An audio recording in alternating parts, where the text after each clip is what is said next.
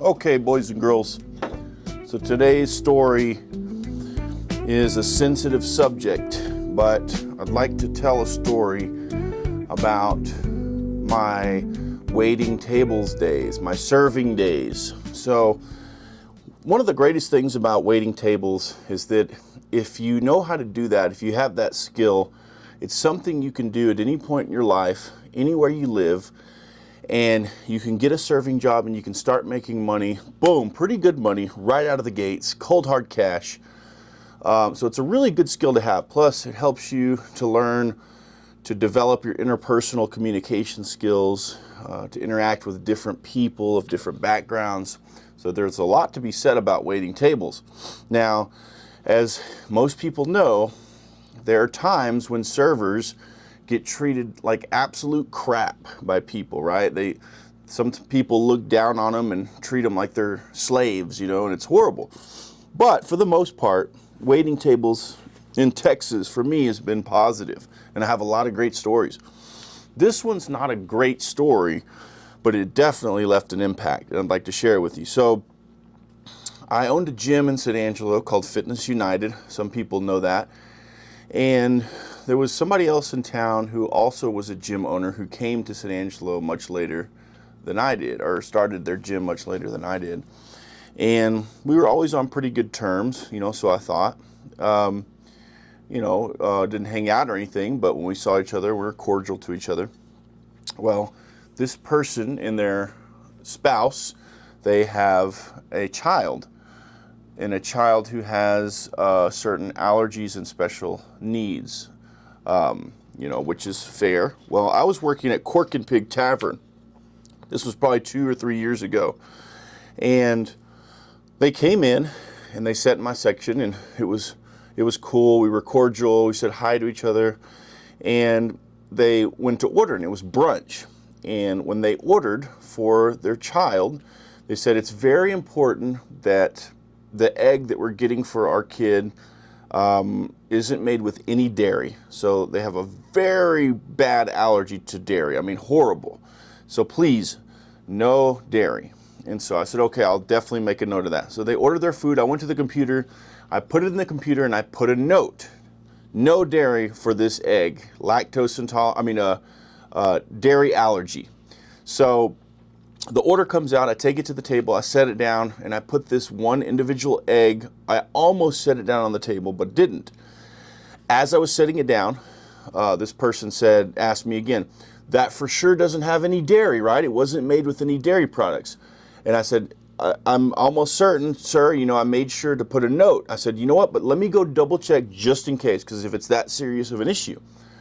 Okay, all right. And so he says, and so I run over, take it to the back, and I asked him, I said, this for sure wasn't made with any dairy. And the cooks are like, oh crap, we missed it, whatever. And I'm like, dude, come on, remake this, please. So I run back to the table and I'm like, hey, I'm so sorry. They're remaking it because it was made with dairy. They didn't do it right. And so this person, I did what I was supposed to as a server, but it's still my responsibility. If I'm taking that food out, it's my responsibility at the end of the day what's set in front of them. So this egg is being remade, and this person is visibly upset. So I run, and I can tell, but I run back and I get the new egg and I set it down. I'm like, I'm sorry about that. Please forgive me. And then I was absolutely berated in front of many people, completely humiliated by this person. And I understood to an extent, but he was like, are you kidding me? Are you kidding me? You mean to tell me that after I told you that my kid had an allergy to any kind of dairy product, to the point where they will be in the hospital, this could kill my child. And you got to be telling me that you are incompetent enough to go back there and they made an egg and you brought it to my table that could very well kill my child. And then he goes, look at my child's face. Look at it.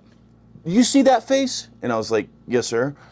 And he was like, do you know what it's like to see that face crying because they have this dairy allergy and they're in the hospital and they could lose their life? Do you know what that's like as a father? You're a father, right? And I said, yes, sir.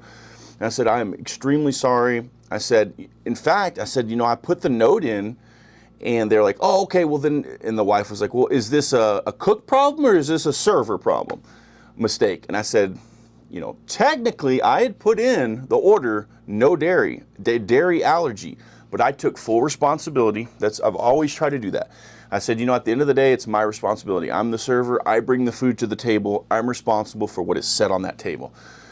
So, just really humiliated me. And I get it. Look, it's your child, right? I get it. I think they had been through an experience where their child was in the hospital.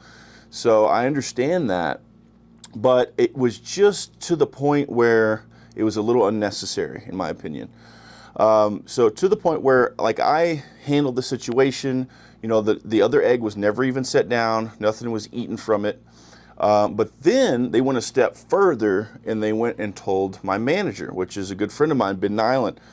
And they went and told Ben, and I was kind of in shock about that because I'm like, man, we settled this problem. I took responsibility for it. Nothing, I never put the other egg on the table. We corrected the cooks. We corrected the mistake. But he went and told my manager, and my manager had my back. He was like, after speaking with him, he was like, man, that's kind of ridiculous. Like, I heard what happened, you resolved the situation. I think it's a little ridiculous that he had to come and tell me, and just really taking it to the extreme, man, and continued to be rude to me. They ended up tipping me decently, but then they left, and I sat there, and I went back over the situation, and I tried to understand what it was that went wrong and where I could have made it better. And I really was pretty upset about it, man. And I remember sitting there spacing out, looking out into space, thinking about the situation, and my coworkers were staring at me, and they were like, hey, are you all right? And I was like, oh, yeah. I mean, I was just thinking about that situation, and they were like, man, there's nothing more you could have done, So I don't know. Tell me what your thoughts are on this situation. I don't blame this person to this day because, it is their child.